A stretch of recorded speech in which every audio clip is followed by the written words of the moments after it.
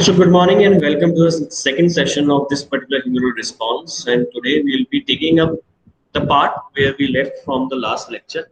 And today we'll be summarizing the complete humoral response for you. We will be talking about the primary response. We'll be talking about the secondary response. We'll be talking about the main part. What is the main part? Everybody talks about that antibodies are required inside the body. Why? We know that antibody binds to antigen, and then what after that? And I told you in the last lecture also that we are not talking about the antibodies in terms of enzymatic activity. They don't have any enzyme activity under natural conditions. So how the binding of antibody to the antigen is clearing this antigen out of your body, whether it's viral antigen, whether it's bacterial pathogen, how? So today, that is the main objective for you people. That is the main understanding part that we should be able to establish after this particular lecture. That we should be able to summarize that how antibodies are mediating the clearance of the pathogen from the body. So let us begin this particular part, and let us just to give you a glimpse of the previous lecture. I incorporated this particular scenario that we were we were talking about two different types of acquired immunity, and in that acquired immunity we are talking about humoral immunity right now. And humoral immunity, as we discussed earlier, is mediated by B cell. So we saw the complete aspect that how B cells are getting activated using this particular beautiful animation and discussing it in detail. So we are not going again back to that particular animation. We are directly talking about the effector part or the effector phase of that particular humoral immunity. Now, in humoral immunity, we had established that antibodies are secreted from plasma B cells. Okay, then the first question that comes in mind, that where this particular complete activation of humoral response and the execution of that humoral response is happening inside your body, the answer is lymphoid organs. The answer is lymphoid organs. Now, secondary lymphoid organ is the place which I am talking about. I am not talking about primary. Why? Because primary, I told you earlier also, are the sites of manufacturing. If a company is there and you want to go for quality assurance, you never go inside the packaging. You never go inside the production house. You allow the products to come out of the production house in a certain stored area, and then you start performing your quality assurance and packaging. Similarly, inside our body, what the responsibility of replenishing the immune system is of primary lymphoid organs, and the responsibility to activate those formed lymphocytes, B cells or T cells, just to activate them. Activate them how? Activating them by exposing to the antigen. The place where this thing is happening is secondary lymphoid organ, and this is a normal structure that we had also discussed earlier. This is the greenish region is for B cell cortex, and then we have paracortex for T cell, and then we have different lymphatic vessels that are draining the lymph inside these particular lymphoid organs. These dark vacuole kind of centers that you are seeing, these are germinal centers. Now, this germinal center are what? These are the sites inside the cortex, inside this particular green region, where the complete B cell is getting proliferated after getting exposed to the antigen. It will proliferate, it will differentiate, proliferate by taking IL-2, IL-5, IL-6, it will divide. After dividing, it will differentiate into plasma cell and memory B cell. So that complete aspect is happening inside the secondary follicle of the cortex region of lymphoid organ. So always remember, whether we are talking about B cell activation or whether we are talking about T cell activation in terms of cell mediated or B cell activation, these things are happening in secondary lymphoid organs, and B cell activation is happening inside the cortex region of secondary lymphoid organ. So that is the part that you should always remember. In fact, if you talk about in depth, much more detail, then people have shown clearly that this particular region highlighted in blue color, this is called as paracortex. And initially, when we are talking about the exposure to the antigen, initially the paracortex region is responsible for exposure to the antigen, thereby activation, which leads the cell to in this particular cortex region where the cells are now dividing. Once they divide completely, then they enter into the medulla as plasma cells for secreting the antibodies. So this is how the cells are uh, performing their function inside the lymphoid organ in a compartmentalization manner. Now, what are the secondary lymphoid organ that I'm talking about? I'm talking about the spleen. I'm talking about the lymph nodes that are present. I'm talking about the Peyer's patches that are present in, or the gall that we talked about inside the small intestine region. So, talking once we had established this particular understanding, then next phase comes what I say that how this particular humoral immunity is actually executed. Now, it is executed in two phases. First is primary response, other is secondary response. Now, what is primary response? What is secondary response? Why primary and secondary? Primary response is first time. For the first time, you are getting exposed to a certain kind of antigen. The body mounted a response. The antigen got eventually cleared from the body. That complete response is primary. Then again, after some time, the same antigen again infected the body for the second time. And that response, what you generate, what you get is called as secondary response. Now, please understand, if I have been never exposed to a certain kind of antigen, let's talk about coronavirus.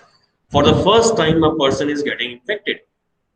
That response, what my body will be generating, is primary response. A person uh, cleared the pathogen and he recovered from the corona infection. Then after some time, the same person again got infected with the same virus, same serotype of the virus.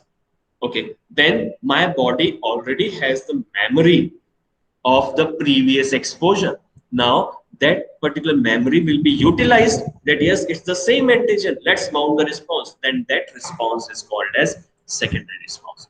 And by common sense, you can understand that for the first time, in order to generate the memory cell and to process the antigen and to activate the complete pathway, the complete primary response is slow process. Whereas the secondary response already has the memory, so that's why it's a fast process. So second time when the infection of the same serotype is happening, your body will be responding much faster, and the symptoms that will be aggravated or the symptoms that will be getting onset will be very low. That is the reason why people go for vaccination, because vaccination is your primary response generator.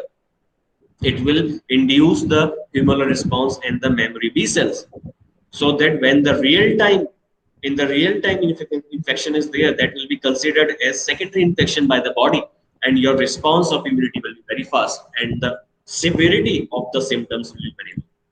So that is the reason why we go for different strategies in terms of eliciting your humoral response. So let's talk about the primary response. What happens? It's the first exposure to the antigen. Suppose at the zero time or the first day the exposure has done. Now, slowly and slowly, with the time period of 8 to 10 days or 6 to 10 days, depending on pathogen to pathogen, your body will be mounting a response. The antibody levels, this blue lines is nothing but the antibody level. They will start producing your antibody. Now, why this much lag? Why this much lag? Lag means why this much delay to mount the antibody, to release the antibody. See, pathogen has infected the cell. Will start deteriorating the cell. It will be recognized by the immune system. It will be processed. Then it will be presented, and then the B cells, T cells will be getting activated. They will again initiate the proliferation of B cell. Now, in order to proliferate, our cell cycle goes for 22 hours. So, in order for clonal expansion, the time taken by the immune system is the lag phase that I am talking about. So, once they have taken the time, once a substantial amount of B cell are formed inside your body, then the simultaneous differentiation is also happening, and then you will see that there are enough number of plasma B cells that can release the antibodies right now, and then you will see that at a certain time there is a very high level of antibody. And then once they bind to the antigen, they start clearing this antigen out of the body, and slowly the antibody titer goes to the low level. And this is perhaps the feature that is utilized by people like us to diagnose whether the infection is there or not. you you are talking about rapid card test, you are talking about the strips that will be detecting the pathogen. What they detect? They detect the presence of antibodies. If suppose for salmonella typhi, if the antibody titer, see, whenever I'm talking about antibody levels inside plasma, the technical language or the technical term which I'm using is titer, derived from titration. When you do titration in chemistry, you're determining the concentration of the levels. So we are talking about antibody titer inside the blood. So every time when there is an infection, you will see that the antibody titer in the plasma has risen from the low level. And if the level of the antibody titer is very high, then the infection is there. And that is used as a diagnostic tool in identifying which disease is there. Okay, so once this particular clearance of pathogen has happened, then at the time of secondary exposure, you already have plasma B cells. There is no need to process and then again form a first plasma cell. Those memory B cells already have the memory, so they will be activated. They will start clonal expansion, and then immediately you will see that the antibody titer is now increasing and it reaches to the maximum level. Now, the time which was given in the lag phase is actually utilized to increase the population of B cell, and that is the reason why you see a significantly higher antibody titer in the secondary response compared to primary response. And that is the reason why our immune system performs excellent when the secondary response is there. Because the system is now prepared. And that is the complete timeline chart of antibody when you are talking about primary response or secondary response. Now, if you see or if you observe, I am using the term antibody, but I have not told you which antibody is actually responsible for primary or which antibody is in secondary. So let's talk about that particular scenario. This is the chart of primary antibody response or primary response that I'm talking about. This is, again, we are talking about the lag phase. Now, if you remember in the last lecture also, we discussed that first of all, IgM is released in the pentameric form, and then IgG starts releasing. This process of switching is called as class switching, where the B cells, after secreting M, has switched to a different class of G. And then from G, the high affinity IgG is released, which is called as IgG release affinity maturation. So what is happening? We are talking about two types of antibodies in this case. First of all, IgM and then IgG. So the first antibody that is released in primary response in response to an antigen for the first time is always IgM. It will start mounting the response. And the reason is it is pentavalent. If I release one molecule of IgM and if I release one molecule of IgG, one molecule. So this is just what? Single valent. And this is what? There are 5 different molecules attached to this part. So it can give me a better binding to the antigen and can process in the clearance of antigen. So that is the reason why first of all IgM is released. And also on the B cell, I told you that IgM is present in the monomeric form. So there is less effort in synthesizing the IgM. Okay, so first of all, the IgM is released, and simultaneously, then after a certain duration, IgG formation starts appearing, and then you see that IgG levels are also getting on the higher side. The moment IgG, please remember, the moment IgG levels goes up, simultaneously IgM levels will be coming down. Now, why? If the question is why? If already IgM is so potent, why I need IgG? You need IgG because IgG is much more stable. IgG is better complement activator, better phagocytosis activator, it has a better potential to clear the pathogen, compared to IgM. And that is the reason why we want this particular antibody inside our complete title.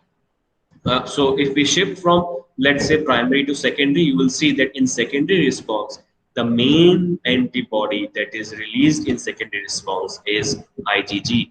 IgG, why? Because these are high affinity antibodies and provide you a very short lag phase. And that is the reason why you see very good, very good immunological response based on the immunological memory that you possessed from the primary response. So always remember, in terms of multiple choice competitions, multiple choice questions in the competition. Primary response, the antibody which is released first is IgM, followed by IgG. Secondary response, the predominant antibody is IgG, which is the main executor of secondary response. The main executor of secondary response, and that is the thing that why I mentioned time after immunization, that it is the same basis that is utilized in terms of immunizing or immunization or vaccination that we talk about so much in this immunology. So that is the thing that when we are talking about sequential response, first of all, IgM is released, is the first response to many antigen. The levels are high, but for the short duration of time. And when we are talking about IgG, it is produced once the IgM level is going down, the IgG levels will be going up. And it is produced in the large amounts in secondary response because of the immunological memory that we are talking about. Now, the other part, after establishing this scenario, the main part that we should talk about is this particular portion. What antibodies are doing inside our body? I am saying that they will bind to the pathogen. Yes, but binding to the pathogen, what after that? What they are doing after binding to the antigen? So they are performing different functions.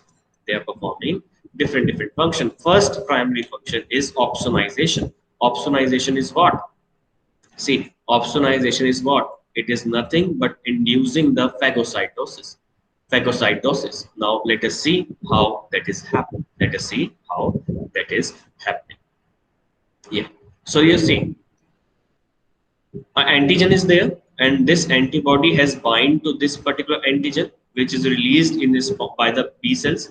B cells have released the antigen. This antibody will be binding to the antigen. Yeah. So first of all, the first function by binding to the let me make it very clear. This is an antigen. This is an antigen. Suppose it's a viral antigen. It is trying to affect your this cell, and this cell is having its receptor. This cell is having its receptor. How it will be attaching to the cell, you already had a very good understanding of virology. This particular antigen or the surface protein will be binding on this receptor, and then a structure somewhat like this will be made, and then the complete viral particle will be taken up inside the cell. So if you want to inhibit this particular process, what you are doing, you are making the antibodies. These antibodies will be binding in this particular area specifically, and thereby they will inhibit the binding of this particular surface antigen to the receptor.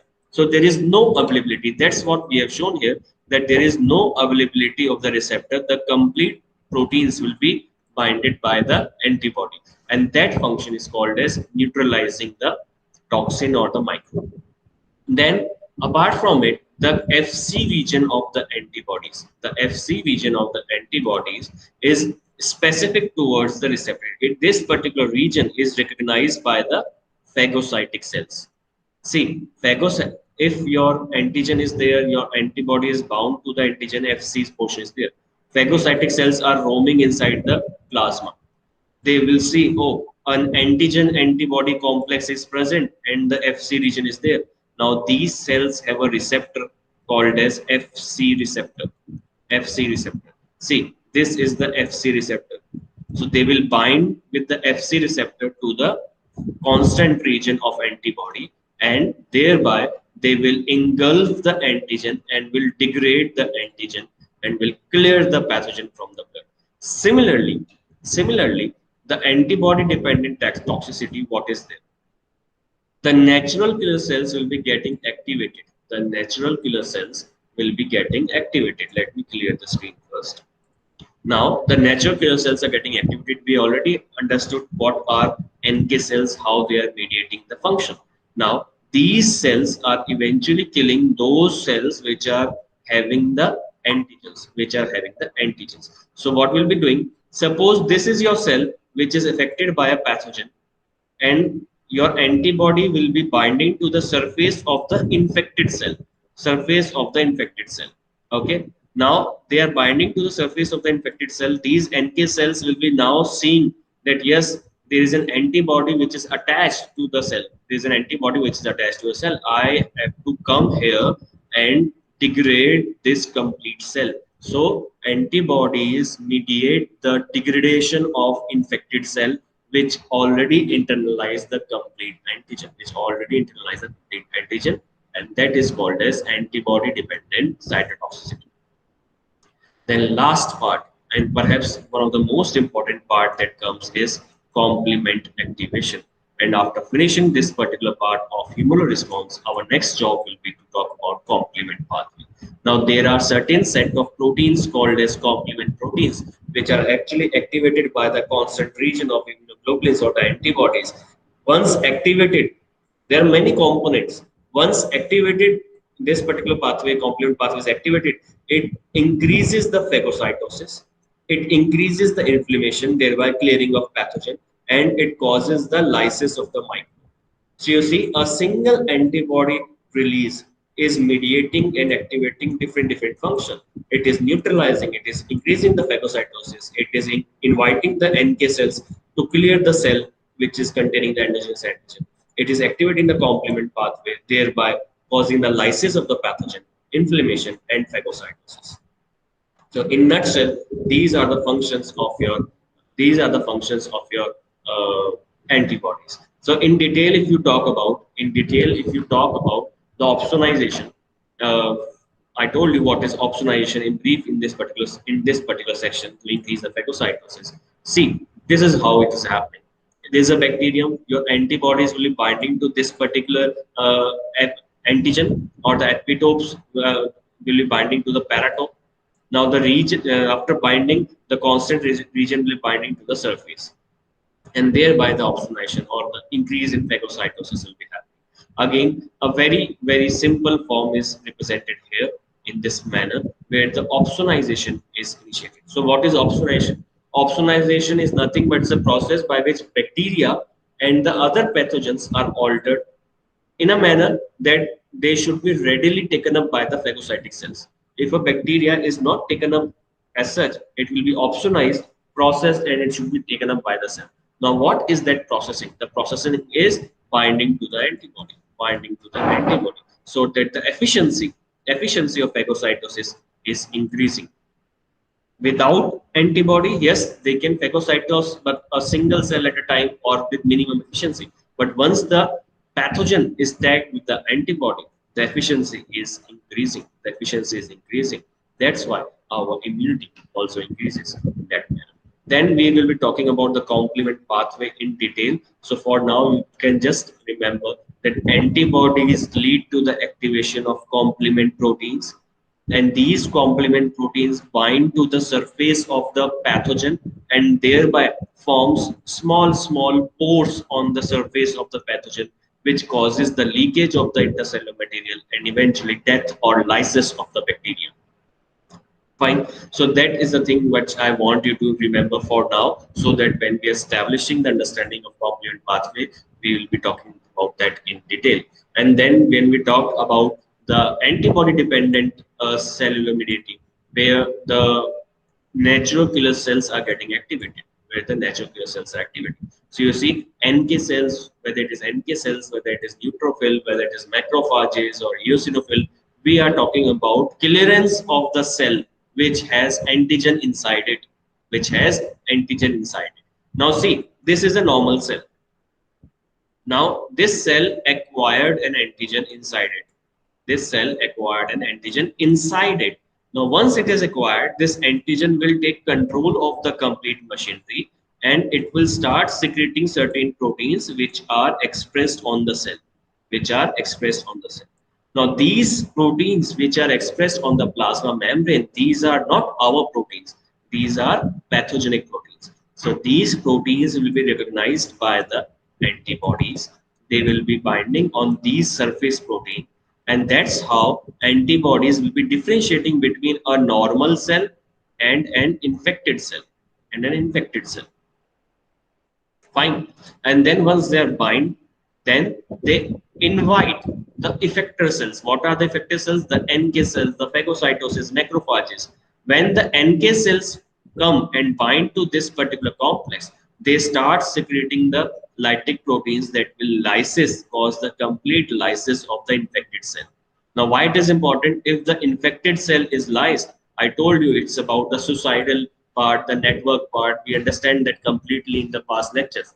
Once this particular infected cell is dying or induced death, then the chances of this pathogen affecting the other normal cell reduces and the pathogen is cleared from the body. So the main part that we talked about, the neutralizing part, that is of course the example what I gave you about the attachment part is for the viruses. When the viruses are attaching to a particular receptor, they are taken up inside the cell and then they start replicating. Whereas when antibodies are released, they will bind to the surface proteins. Now these sites, these red sites are not accessible to bind to this particular receptor. This is not possible. Why? Because antibodies are blocking the surface, and that is the mechanism of neutralizing antibody and perhaps the basis of antibody therapy against the viral disease, So that is called as a complete part of blocking the attachment of a pathogen on the surface, whether we are talking about mycobacterium, whether we are talking about any kind of viral pathogen or an influenza virus, or which is blocked where we are blocking the salic acid receptor. So there are multiple pathways by multiple strategies that are adopted for that particular scenario. So apart from your pathogen, when we are talking about the toxins can also be neutralized by using IgG antibodies. It will bind to the particular toxin. See, if I give you an example, it is a toxin. If you can bind the antibody to a toxin, thereby toxin will not be able to enter inside the cell. What toxin I'm talking about? I'm talking about examples like cholera toxin, like diphtheria toxin, like viral toxin, like toxic shock syndromes that are there. So all those can be neutralized by this particular antibodies. So let's have a comparative chart. Let's have a comparative chart that we always talk about. All the antibodies are in front of you. Complement activation, yes, IgG and IgM both can do. What about opsonization? Only IgG. Antigen dependent cell cytotoxicity, only IgG. Placental transfer, only IgG. So you see, that is the main part. That is the main part why we require IgG in higher concentration. Then what about B cell antigen receptor? Whether when we are talking about B cells, they contain Ig, M, and D when they are not exposed on the surface. But the memory B cells, when they are there, they contain Ig, G, A, and E. So the memory cells are for GAE, and the naive cells are for MD. This is how the differentiation is happening inside this. Then in terms of mucosal secretion, whenever the term secretion is coming, you should say that it's IgA. Whenever the term of allergic is coming or the mast cell or the histamine is coming, you should always talk about IgE. Antigen binding probability, it's present in every type. It's present in every type. Why that? Because that is why we are calling them as antibodies. So that is all for today. These are certain MCQs that will be helpful for you to brush up the complete understanding. So thank you so much for your patience listening. We will again meet in another lecture, in another set of series. Till then, happy learning.